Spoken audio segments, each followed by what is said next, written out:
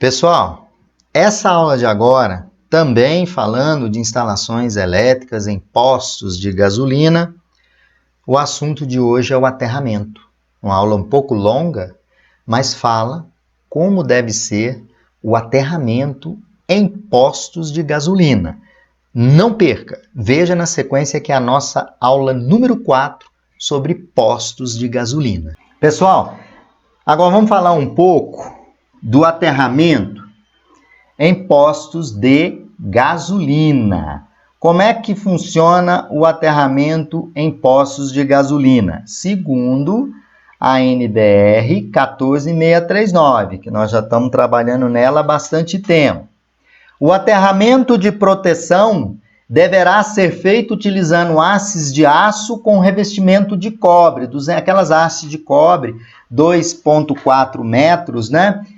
Com 254 micrômetros de espessura de cobre, tá? E de no mínimo, olha só, espessura de cobre de no mínimo 25 milímetros quadrados, a cordoalha. Enterrado a 0,25 metros de profundidade. Para maiores informações, 5410 e 5419. Então, veja bem, aqui ele estabelece que nós vamos usar a haste de aço, o cobre de 25, mas ele fala mais detalhes, consulte a 5410 e a 5419. Ou seja, devemos fazer um aterramento no mínimo que está aqui, mas sempre atentando a 5410 e 19. Outra coisa importante, todas as partes metálicas expostas em um posto de gasolina devem ser aterradas. Os eletrodutos metálicos de cada linha de abastecimento devem ser efetivamente aterrados na caixa de passagem, mais próxima que existir, através de bucha terminal, interligadas ao condutor de proteção do circuito. Os condutores de proteção, que são os condutores de terra, devem ser nu ou isolados, se instalados nos mesmos eletrodutos dos circuitos, tá, gente? A resistência entre equipamento ou qualquer corpo capaz de ficar eletricamente carregado em um posto de gasolina e a terra, essa resistência não deve ser maior do que 10 ohms, ela deve ser inferior a 10 ohms. Então, se tem uma estrutura metálica por terra, tem que ter uma resistência no mínimo 10 ohms. Medição de continuidade. Sabe os cabos daqueles caminhões onde vão entregar o combustível, né? Naquela zona 2, onde ele engata ali para carregar o posto? Aqueles cabos são cabos que devem ser ensaiados. Ou seja, ensaiar o cabo, verificar a continuidade elétrica dele. Ó. Os ensaios de continuidade dos fios de interligação, que a gente chama de antiestáticos, ou de contato elétrico entre as partes condutoras do sistema eletricamente contínuo, devemos fazer esse ensaio de continuidade com um micromímetro. Está aqui, o mesmo ensaio que a gente faz no SPDA, um ensaio para medir continuidade do condutor. Devendo-se obter uma resistência de contato, pessoal, inferior a 500 miliohms. Então, é só fazer um ensaio de continuidade. Sempre vai fazer um laudo no posto, faz um ensaio de continuidade. Instrumento adequado para a área classificada, né? Instrumento comum na área classificada, desde que ele fique assegurado através de monitoramento durante toda a operação, a inexistência de mistura explosiva no local para você poder fazer esse ensaio.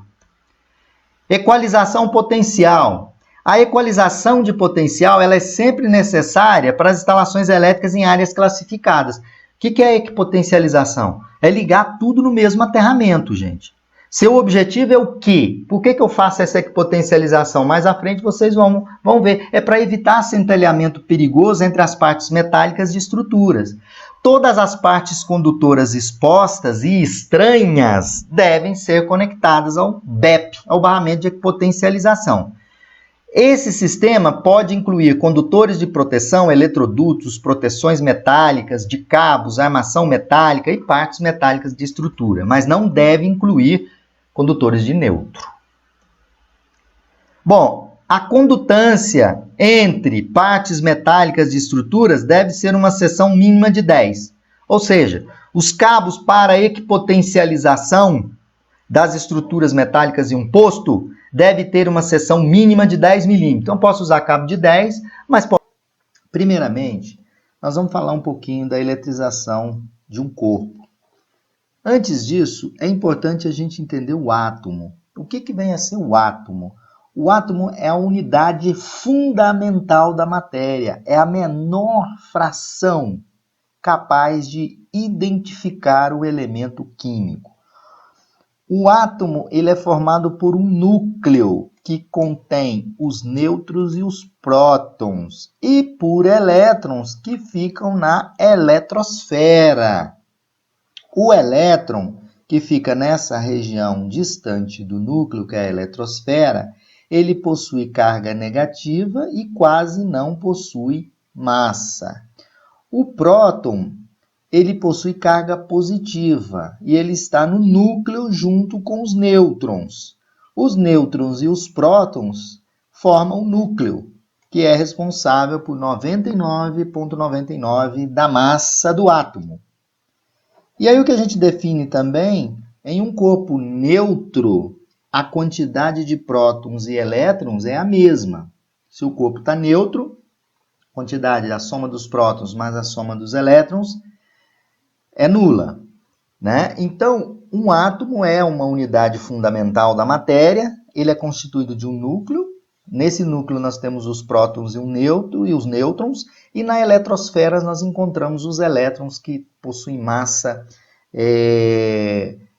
quase nula, né? Não possui massa, a massa é muito pequena do elétron, né? E ele tem carga negativa. Por que eu tenho que explicar isso? Porque nós temos que entender a eletrização, depois eu vou explicar por que nós temos que aterrar o caminhão quando ele chega para encher o tanque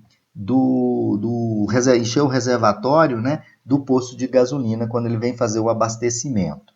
Então, o átomo ele é formado pelo núcleo. Nesse núcleo nós temos os prótons e os nêutrons e nós temos também os elétrons. Um corpo é neutro quando a quantidade de elétrons for igual à quantidade de quantidade de elétrons igual à quantidade de prótons. Bom, e o que é eletrizar um corpo? Eletrizar um corpo significa torná-lo portador de carga elétrica líquida, seja carga positiva ou seja carga negativa. É sinônimo de carregar o corpo. Então, o corpo estando em equilíbrio, neutro, a quantidade de prótons, a quantidade de elétrons. Quando eu eletrizo um corpo, significa torná-lo portador ou de carga positiva ou de carga negativa. Os materiais mais comuns de fazer a eletrização de um corpo é o atrito e o contato, atrito, contato ou indução.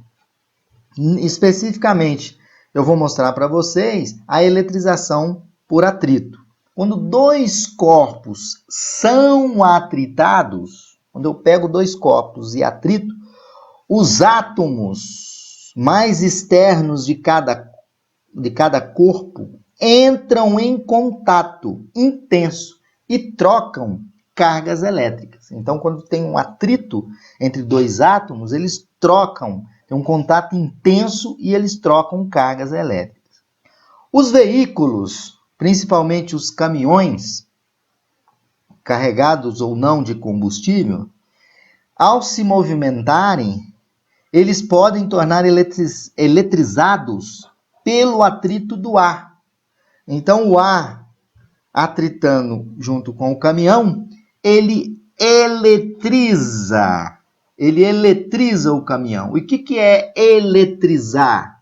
É tornar o portador de carga líquida, tornar o corpo portador de carga líquida, seja ela positiva ou negativa. Nesse exemplo, o vento está passando aqui, o caminhão em movimento, o vento soprando aqui, provocando o atrito do vento na estrutura metálica do caminhão e eletriza o caminhão. Então, quando esse caminhão chega no posto, ele pode chegar totalmente eletrizado, principalmente nos períodos de seca intensa, onde não temos umidade do ar, ou seja, a umidade do ar é muito baixa. Então, a eletrização, né, quando os dois corpos atritam, os átomos mais externos, né, eles entram em contato intenso e podem trocar cargas elétricas.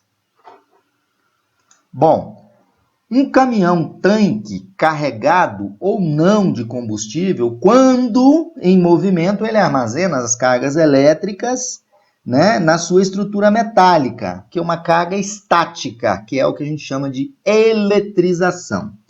Isso nós vimos que é provocado pelo atrito do ar em sua estrutura metálica. E isso vai fazer com que o caminhão fique carregado de cargas elétricas. Em dias secos, né, esse fenômeno é maior. Por quê? Porque o ar tem baixa umidade. E aí esse caminhão pode chegar no posto eletrizado por uma eletricidade estática.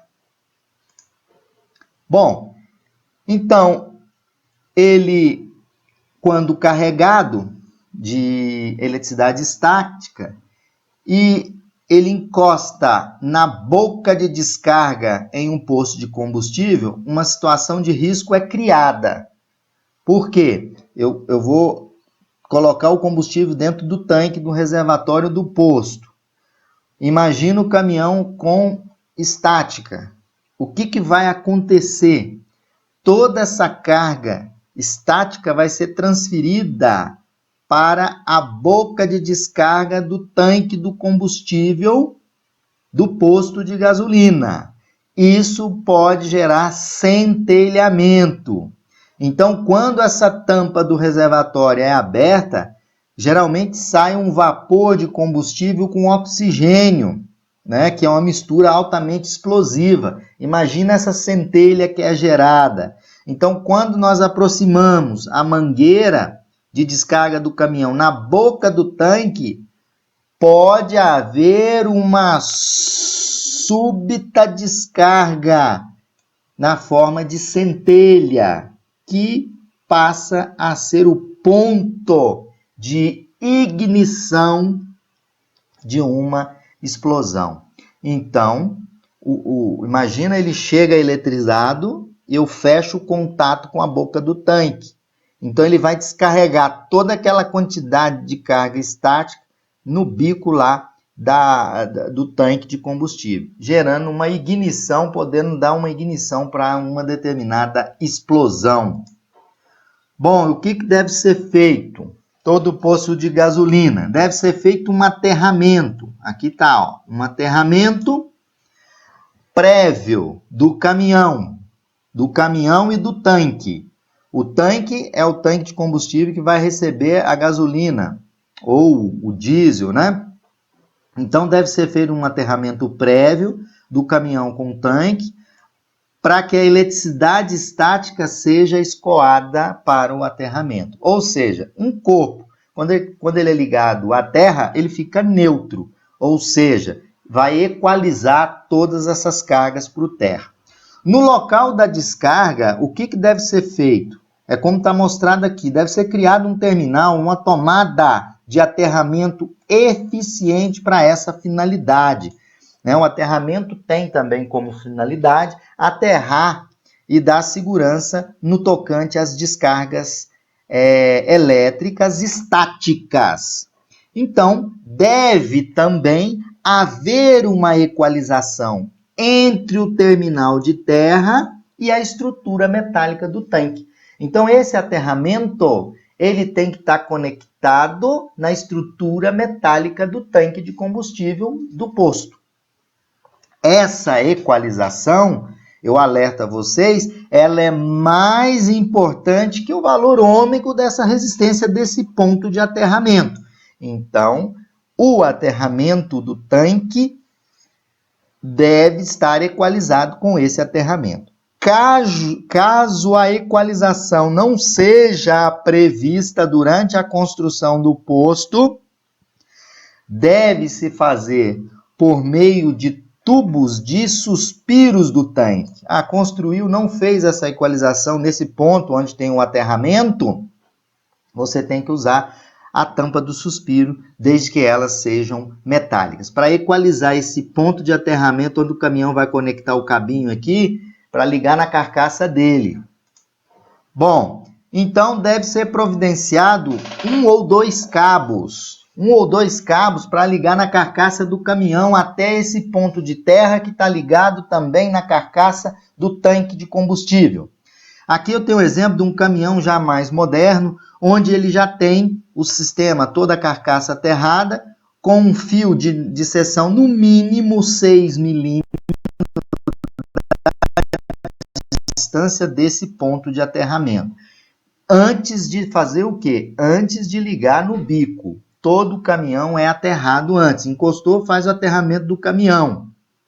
A ligação desse cabo deverá ser feita antes da abertura da boca do tanque de combustível. Então, você aterra antes. Aí, depois, você pode fazer a abertura. Aqui é outra figura, onde eu tenho a garrinha conectada e ela vai conectar no meu sistema de aterramento. Então, o aterramento do caminhão é de suma importância para garantir a segurança, né, do depósito daquele combustível no tanque. E para isso, usamos a equalização entre o aterramento e o tanque de combustível. Então, o tanque de combustível tem que estar no mesmo ponto de aterramento. Isso é mais importante do que o valor ômego da resistência.